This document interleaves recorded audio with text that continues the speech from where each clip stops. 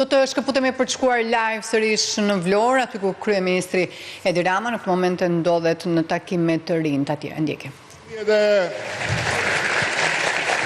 Në 91-92 këtu u përmbys sistemi. Dhe u bën zgjedhjet. Dhe një shumicë shumë e madhe shkoi votoi PD-n. Nuk ishin të gjithë me PD-n dhe jo të gjithë kishin simpati, por PD-ja në atë kohë ishte e vetmja forcë që gjendej në vendin e dur dhe në kohën e dur. Të tjerët ishin jashtë kohës. Dhe me ato vot, shqiptarët nuk vendosën që të votojnë për një parti dhe jo për një tjetër. Shqiptarët vendosën që t'i vënë vulën të qenit në një sistem të ri dhe jo në një sistem të vjetër. 11 maj është shumë i ngjashëm, sepse në 11 maj shqiptarët duhet vendosin duan të hynë në BE tani apo duan ta hedhin në zar, duhet hedhin zarat në këtë tavllën e lojës politike dhe të rrezikojnë që dera të mbyllet dhe të mbeten jashtë BE-s kush e di sa vjet tjera. Ky është vendimi. Tani, nëse duan të hynë në BE, nuk duhet të jenë domosdoshmërisht socialist. As duhet bëhen me patjetër socialist, larg qoftë se s'duhet bëhen gjithë socialist këtu në këtë vend. Por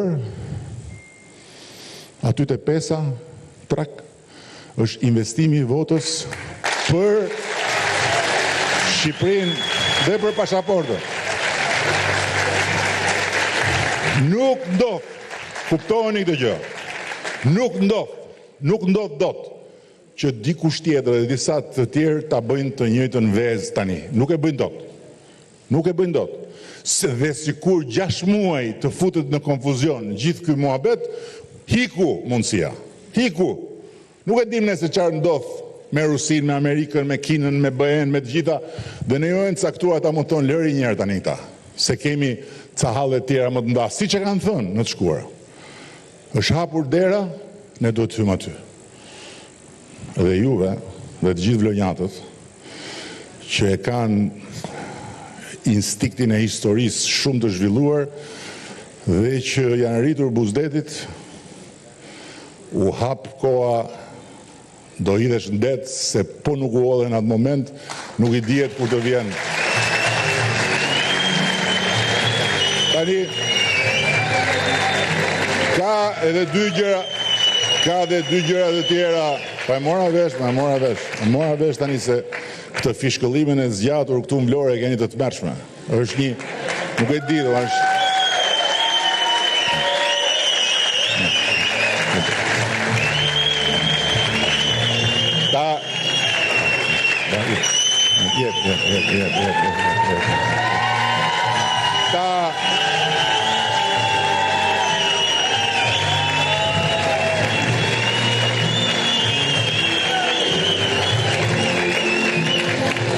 Këta janë talentet e pasbuluara të operas. Janë Luciano Pavarotti dhe Vlorës, që dikur u bën skafist, tani janë operator turistik. O Zot. Tani, edhe dy gjëra tjera, nuk dua t'ju lodh, po edhe dy gjëra tjera. E para, pse na duhet në BE-ja përtej kësaj pjese që është shumë e thjeshtë, shumë konkrete, dhe për ju është edhe më konkrete, sepse cili do që do të shkoj të studioj sot në BE, është i huaj.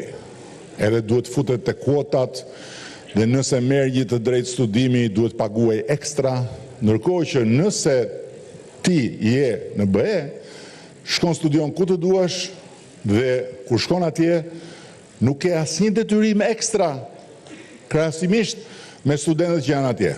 Pra nëse në universitet, në Francë, francezët në universitetet publike nuk paguajnë dhe kanë një tarif për 1, 2, 3, ti e shqiptar shkon atje, nuk paguan dhe ke një tarif eksaktësisht për 1, 2, 3. Ndërkohë që sot që si e BE, e ke shumë më të vështirë atje. Po përtej kësaj, janë dy çështje themelore që shqiptarët i kam pasur gjithmonë hallin më të madh si kombë, si popull, pastaj dhe si shtet. Lirinë individuale dhe barazim para ligjit. Këto të dyja kanë qenë problemi ynë më i madh. Dhe në ndërkohë, përkatësinë tonë ndaj Europës, ne e gjejmë të gjithë herojnë tanë. Kur Skënderbeu i vuri kufirin këtu, perandorisë, nuk kishte BE atje. Por ama, Skënderbeu i vuri gjoksin lindjes dhe praktikisht mbrojti perëndimin për gjithë vitet që qëndroi aty dhe prandaj edhe e kurorzuan si atletin e Krishtit, atletin e perëndimit në atë kohë. Rilindasit tanë nuk kishin BE kur thoshin dielli lind andej nga perëndon, por ama i thoshin shqiptarëve andej është rruga. Dhe deri tek gjithë rinia që doli në shesh e duam Shqipërinë si gjithë Europa, nuk shifte BE-n, shifte një gjë tjetër që lidhe me lirinë.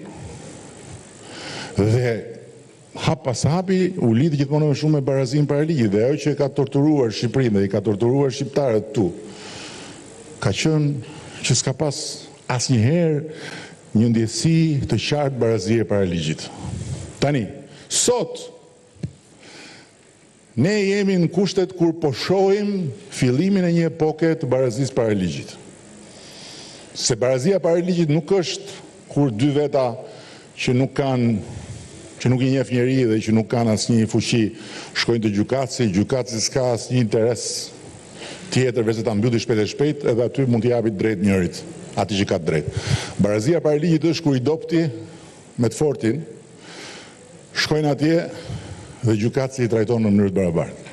Barazia para ligjit është kur siç një qytetar që shkel ligjin shkon para drejtësisë, edhe një përfaqësues i lartë i pushtetit politik shkon para drejtësisë. Ne nuk kemi pasur kurrë. Sot, për herë të parë, që nga koha kur Ismail Qemali ngriti flamurin jo larg nga këtu, ne kemi njerëz të lidhur me pushtetin politik, qoftë në qeveri, qoftë në opozitë, që thirren nga prokuror të pavarur, e pa dëgjuar ndonjëherë, dhe që gjykohen nga gjykatës pavarur, dhe që nuk ka asnjë forcë jashtë forcës tyre që mund t'i ndalojë. Altin Dumani ka qenë këtu, nuk e kemi sjell ne nga hëna. E nxori procesi në krye të Spakut. Ka qenë nuk e di sa vite prokuror. Keni dëgjuar ndonjëherë ju që Altin Dumani thrasi ndonjë zyrtar të dorës tretë e t'i thotë hajde këtu çka ke bër? Nuk e keni dëgjuar. Këtu janë vrarë njerëz, këtu janë hedhur në erë njerëz, këtu kanë ndodhur skandale nga më të mëdha. Nuk keni dëgjuar ndonjëherë që është një Altin Dumani në Tiranë ose është një prokurori në Tiranë që i thiri këta.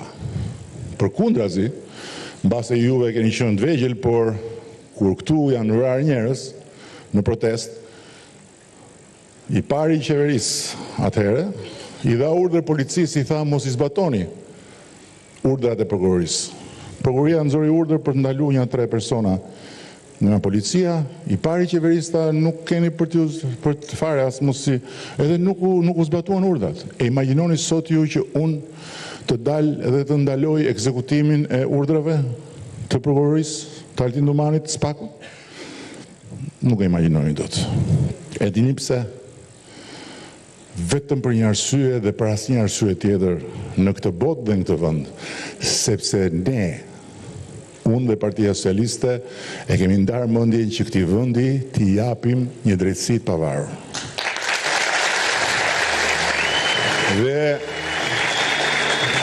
jemi ne që kemi ndërmarrë reformën drejtësi, nuk e kanë ndërmarrë amerikanët, as europianët. Jemi ne që kemi shkruar në program përpara se të vinim në qeveri dhe kur disa aty brenda nesh thoshin po si do shkruajmë në program se kjo do më shumë vota se votat që do marrim ne s'do marrim 94 vota të ndryshojmë kushtetutën, ne s'do marrim 84 vota të ndryshojmë ligjet. Unë i thosha të shkruajmë se ne duhet në radhë parë ta fusim mirë në kokën tonë dhe ta besojmë vetë 100% që ne jemi forca që do ta hapim këtë rrugë.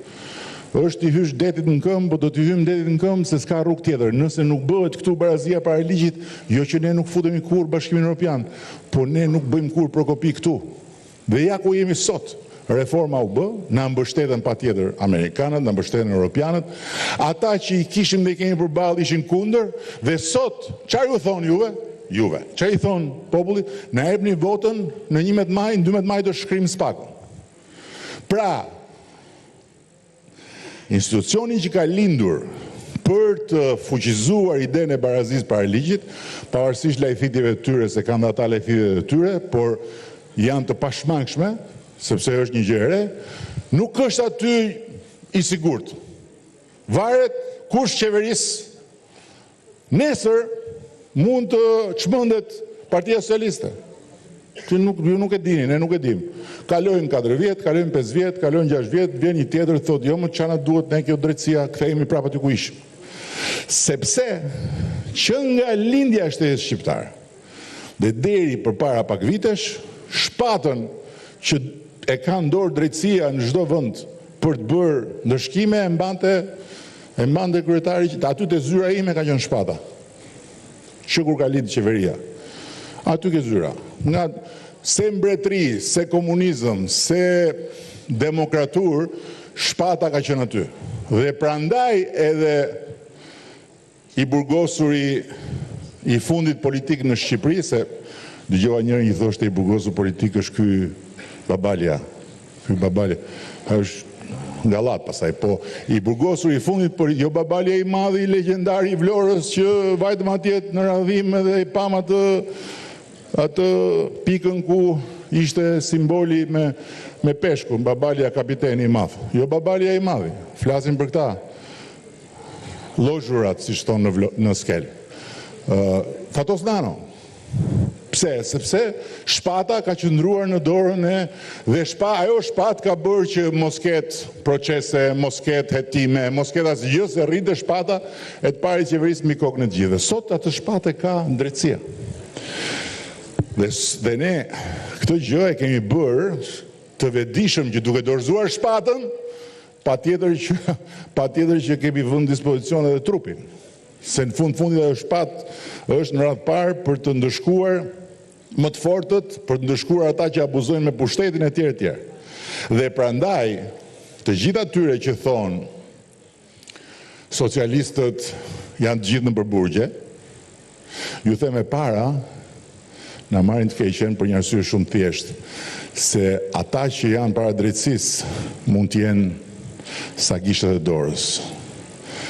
Kurse ne që luftojmë për drejtësinë, në 11 maj mund të bëhemi ndoshta edhe 1 milion.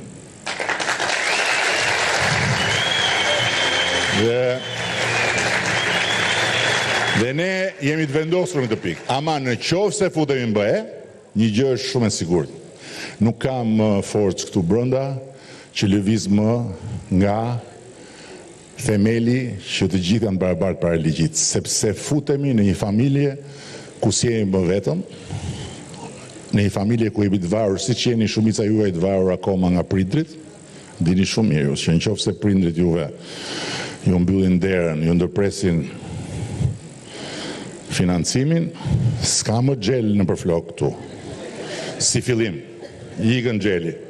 Gjithë to flokët shu si ndërtim pa leje, ikin. Edhe legalizohet komplet forma e kokës. Sepse vareni prej tyre. Edhe kështu është edhe për të gjitha vendet e BE-s, jo vetëm për vendet e vogla, por edhe për vendet e mëdha. BE-ja është një familje ku liria individuale 1, barazia para ligjit 2 dhe standardet e bashkëtesës me liri, konkurrence, merit e tjerë nuk negociohen për askënd. Ama BE-ja është një vend ku kur hyn është tamam si ju ku shkoni në shtëpi për ne. Është e ndarë në 2 kategori, janë kontribusit, që janë prindrit atje, si prindrit tuaj, Gjermania, Franca, Hollanda, që janë më të pasurit, më të zhvilluarit, më të fortët, që japin para. Ata më shumë japin se marrin nga BE-ja. Por atyre BE-ja ju duhet, sepse është një hapësirë e madhe tregu. Dhe janë vendet si ne që janë përfituesit. Në momentin që ne hyjmë atje, ne do na japin para. Përveç gjitha tjera. Dhe po ju jap dy shembuj. Në të gjitha këto vite, ne BE-ja na ka mbështetur me pak më shumë se 1 miliard euro në total, në gjithë këto vite. Në momentin që hyjmë BE, ne do marrim më shumë se 1 miliard euro në vit. Po ju jap të dytën shembull bujqësinë. Në gjithë këto vite, nga BE-ja ne kemi marrë mbështetje për bujqësinë më pak se 200 milionë euro, gjithë këto vite. Në momentin që hyjmë në BE, ne marrim 300 milionë euro në vit. Dhe ju kujtohet, besoj, kur ra Covidi, gjithë ata që jetonin në Greqi, ose ata që kishin të afërm Greqi, thoshin Greku jep kaqe, Greku jep aqe, po ju pse s'jepni, Greku s'jep të asgjë, në fakt, ato jep të BE-ja. Sepse në atë familje, momentin kur ndodh diçka, një pandemi, një krizë, çfarëdo, një zjarr, vjen në lëvizje gjithë familja. Dhe hapet arka edhe shpërndahen lekët, ekstra. Pra duke hyrë në BE ne kemi një buxhet ekstra.